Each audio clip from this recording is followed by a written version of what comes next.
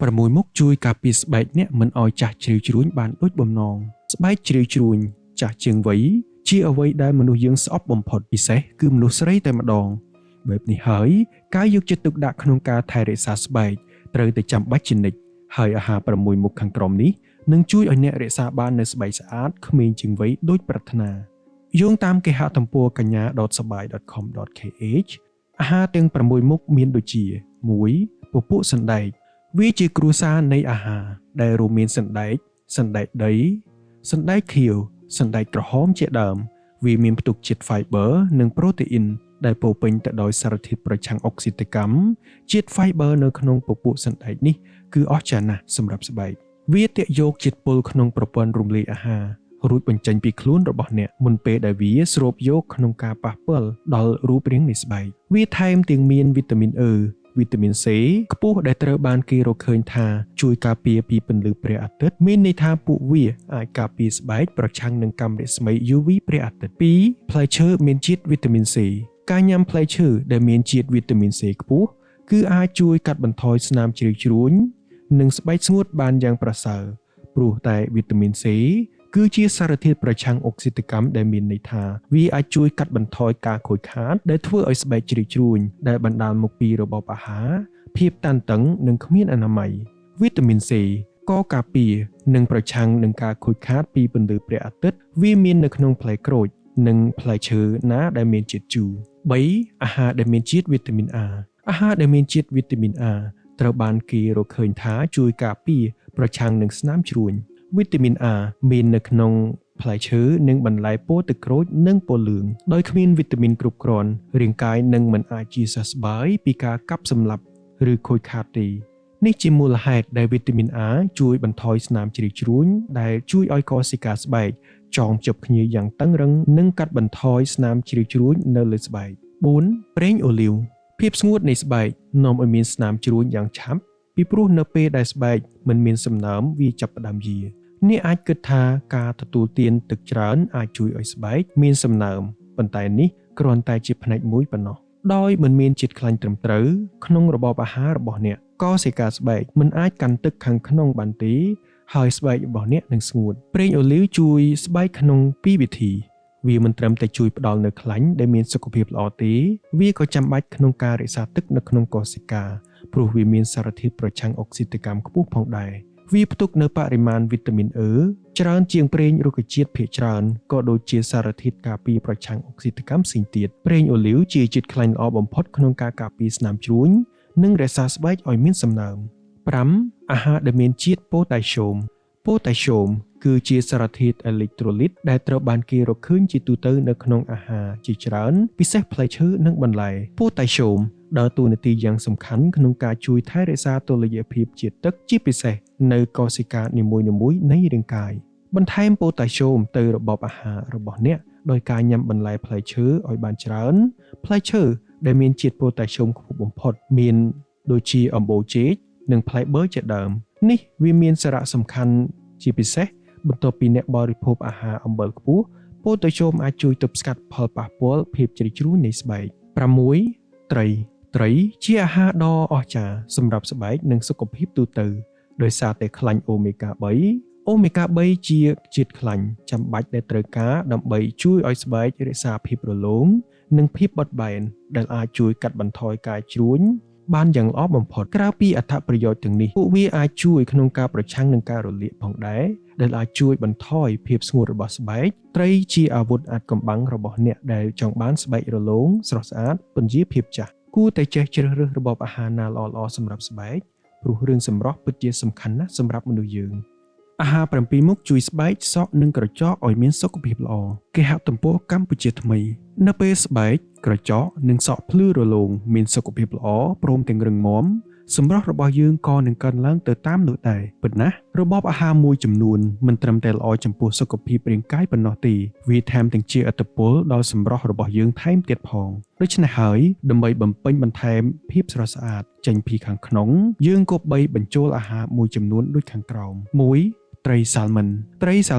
និងត្រីមានជាតិខ្លាញ់ផ្សេងទៀតជាអាហារចម្បងក្នុងការពង្រឹងសុខភាពសក់និងស្បែករបស់យើងព្រោះថាអាហារទាំងនេះសម្បូរទៅដោយជាតិវីតាមីន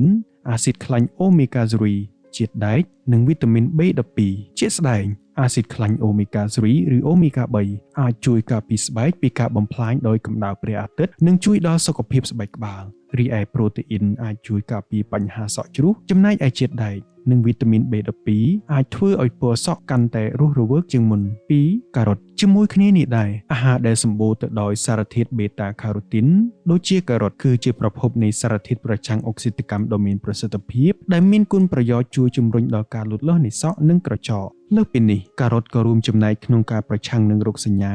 ដែលទាក់ទងនឹងជំងឺទឹកនោមផ្អែម 3. ប៉េងប៉ោះមិនមែនគ្រាន់តែជាសារធាតុប្រឆាំងអុកស៊ីតកម្មដែលល្អចំពោះស្បែកប៉ុណ្ណោះទេបន្លែមួយប្រភេទនេះក៏ផ្ទុកទៅដោយវីតាមីន C សារធាតុ carotenoid lycopene beta carotene ការញ៉ាំអាហារសម្បូរទៅដោយសារធាតុ carotenoid អាចបង្កើនការការពារស្បែកពីការរលាកដោយកម្ដៅថ្ងៃ 4. ស៊ុតប្រសិនបើស្រីចង់បានក្រចករឹងមាំនិងសុខភាពល្អស៊ុតជាអាហារដ៏ស័ក្តិសមបំផុតក្រៅពីប្រូតេអ៊ីនស៊ុតក៏មានផ្ទុកវីតាមីន A វីតាមីន E ជាតិដែកវីតាមីន B7 និងវីតាមីន B12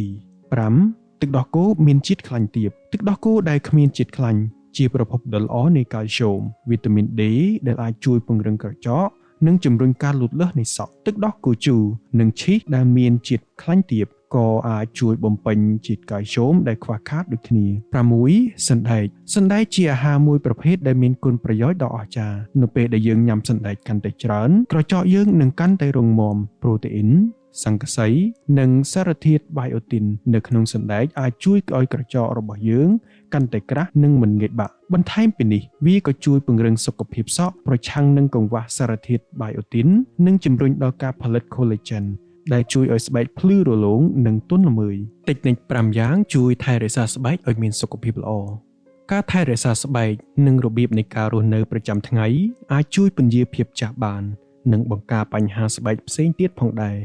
ស្ត្រីភាគច្រើនតែងគិតច្រើនអំពីបញ្ហានេះជាមិនខានបើដូច្នេះសាកតិចនិចទាំងនេះមើលអាចជួយថែរក្សាស្បែកឲ្យនៅក្មេងជាងវ័យបានឬយ៉ាងម៉េចដែរយោងតាមគេហទំព័រ Hello គ្រូពេទ្យវិធីទាំងនោះគឺ 1. ការការពារស្បែកពីកម្ដៅថ្ងៃការការពារស្បែកពីកម្ដៅថ្ងៃគឺសំខាន់ណាស់ក្នុងការថែរក្សាសុខភាពស្បែកពេលដែលយើងត្រូវកម្ដៅថ្ងៃច្រើនអាចបង្កជាស្នាមជ្រីវជ្រួញស្នាមអុចបញ្ហាស្បែកនិងបង្កើនហានិភ័យនៃជំងឺមហារីកស្បែកទៀតផងយើងអាចការពារស្បែកពីកម្ដៅបានដូចជាប្រើឡេការពារកម្ដៅថ្ងៃជ្រើសរើសឡេការពារកម្ដៅថ្ងៃដែលមាន SPF យ៉ាងតិច15មានសរសេរលើសម្បកផលិតផលជ្រកក្រោមម្លប់គួរជៀសវាងកម្ដៅថ្ងៃចន្លោះម៉ោង10ព្រឹកដល់ម៉ោង4ល្ងាចព្រោះចន្លោះម៉ោងនេះគឺមានកម្ដៅថ្ងៃខ្លាំងពាក់អាវការពារយើងគួរពាក់អាវដៃវែងខោជើងវែងនិងមួកពេលចេញទៅក្រៅ 2. កុំជក់បារីអាចធ្វើឲ្យស្បែកមើលទៅចាស់ជាងវ័យនិងមានស្នាមជ្រួញហើយការជក់បារីក៏ធ្វើឲ្យសរសៃឈាមនៅស្រទាប់លើបង្អស់របស់ស្បែកតូចជាងមុនដែលនេះបន្ថយលំហូរឈាមនិងធ្វើឲ្យស្បែកស្លេកស្លាំងម្យ៉ាងទៀតនេះក៏ធ្វើឲ្យស្បែកបាត់បង់អុកស៊ីសែននិងការពារនិងសារធាតុចិញ្ចឹមដែលសំខាន់សម្រាប់សុខភាពស្បែកក្រៅពីនេះជក់បារីក៏បំផ្លាញ collagen និងភាពយឺតរបស់ស្បែកហើយក៏បង្កើនហានិភ័យនៃជំងឺមហារីកស្បែកផងដែរ 3. សម្អាតស្បែកដោយយកចិត្តទុកដាក់ការលាងសម្អាតស្បែកប្រចាំថ្ងៃអាចប៉ះពាល់ដល់ស្បែកបានដូចនេះគួរសម្អាតដោយយកចិត្តទុកដាក់កំណត់រយៈពេលងូតទឹកការងូតទឹកក្តៅនិងយូរពេកអាចធ្វើឲ្យបាត់បង់ជាតិខ្លាញ់ពីស្បែកដូចនេះគួรงូតទឹកក្តៅអ៊ុននិងកុំយូរពេកជៀសវាងប្រើសាប៊ូដែលខ្លាំងសាប៊ូខ្លាំងអាចធ្វើឲ្យស្បែកបាត់បង់ជាតិខ្លាញ់យកល្អគួរជ្រើសរើសប្រើសាប៊ូដែលខ្សោយ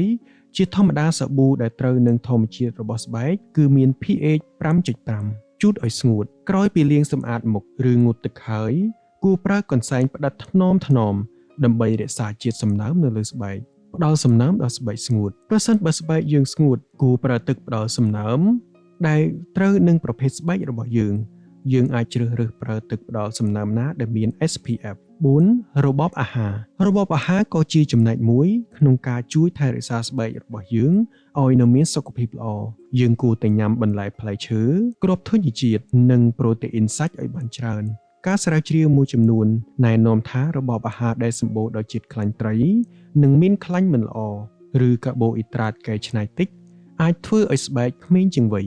បន្ថែមពីនេះផឹកទឹកឲ្យបានច្រើនក៏ជួយស្បែកឲ្យមានសំណើមបានផងដែរ 5. គ្រប់គ្រង stress អាចធ្វើឲ្យស្បែកងាយប្រតិកម្មឡើងមុននិងមានបញ្ហាស្បែកផ្សេងៗការគ្រប់គ្រង stress អាចជួយឲ្យសុខភាពស្បែកល្អក៏ដូចជាសុខភាពផ្លូវចិត្តផងដែរញ៉ាំអាហារទាំងនេះជាប្រចាំអាចជួយឲ្យស្បែកភ្លឺរលោងបានគេហទំព័រ Hello គ្រូពេទ្យមនុស្សយើងភាគច្រើនខិតខំថែរក្សាស្បែកដោយផលិតផលផ្សេងៗដើម្បីជួយឲ្យស្បែកថ្លាភ្លឺរលោងនិងមានភាពស្រស់ស្អាតប៉ុន្តែក្រៅពីផលិតផលទាំងនោះអាហារមួយចំនួនគឺល្អពិសេសសម្រាប់ជំនួយសុខភាពស្បែកយើងណាដែរអាហារទាំងនោះមានដូចជាទី1ម្ទេសផ្លោកក្រហមម្ទេសផ្លោកក្រហមគឺជាប្រភពនៃវីតាមីន C អ្នកជំនាញផ្នែកចំណីអាហារ John Black បានឲ្យដឹងថារាងកាយត្រូវការវីតាមីន C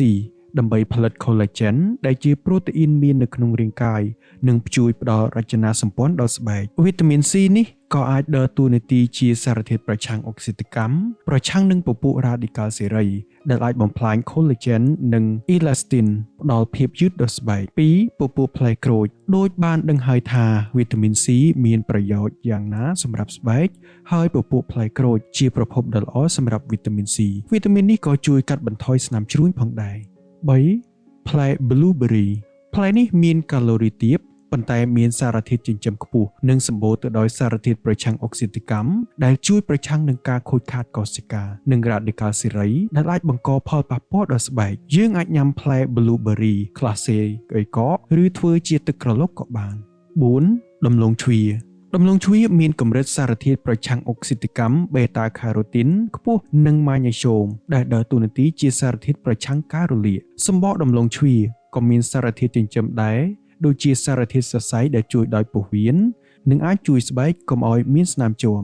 5. ការ៉ុតសម្បូរដោយសារធាតុ beta carotene ដែលរាងកាយនឹងបំលែងទៅជាវីតាមីន A វីតាមីន A មានតួនាទីសំខាន់ក្នុងការផលិតកោសិកា collagen ដែលជួយព្យាបាលស្បែកខូច 6. ផ្លែស្វាយផ្លែស្វាយជាប្រភពនៃវីតាមីន A វីតាមីន C និង B6 ដែលគេនិយាយថាអាចកាត់បន្ថយជាតិខ្លាញ់លើស្បែកមិនត្រឹមតែប៉ុណ្ណោះផលិតផលថែរក្សាស្បែកមួយចំនួនក៏ធ្វើពីផ្លែស្វាយដែរព្រោះជឿថាអាចជួយឲ្យស្បែករលាកនិងធ្វើឲ្យរស់ឡើងវិញសណ្តែកបៃតង edamame សណ្តែកចំហុយនេះសម្បូរទៅដោយអាស៊ីត linoleic ការសិក្សាមួយធ្វើទៅលើស្ត្រី 4000 នាក់បានឲ្យដឹងថាអ្នកញ៉ាំអាហារសម្បូរទៅដោយអាស៊ីត linoleic ស្បែកមិនស្ដើងស្បែកស្ដើងងាយបង្កឲ្យមានស្នាមជ្រួញប៉េងប៉ោះផ្ទុកដោយសារធាតុប្រឆាំងអុកស៊ីតកម្ម lycopene ដែលសារធាតុនេះនឹងជួយរាងកាយប្រឆាំងនឹងការខូចខាតដោយសារកម្ដៅថ្ងៃ Brazil nuts គ្រាប់ធញ្ញជាតិនេះជាប្រភពនៃ selenium ដែលការពារស្បែកពីការខូចខាតដោយកម្ដៅថ្ងៃនិងរក្សាភាពយឺតក្នុងស្បែកអង្ករសម្រូបការញ៉ាំអង្ករសម្រូបអាចជួយស្បែកបានច្រើនព្រោះអង្ករសម្រូបសម្បូរទៅដោយ selenium និងជាតិកាបូអ៊ីដ្រាតដែលអាចជួយរក្សាលំនឹងកម្រិតជាតិស្ករក្នុងឈាមនិងការចាស់មុនអាយុត្រីសាល់មុ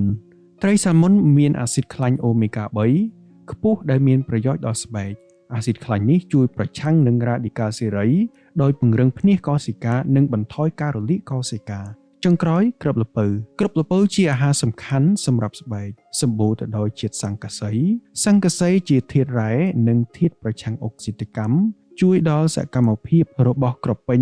ខ្លាញ់ស្បែកនិងការព្យាបាលរបួសខ្វះជាតិសង្កសីអាចជាមូលហេតុបង្កឲ្យមានមុន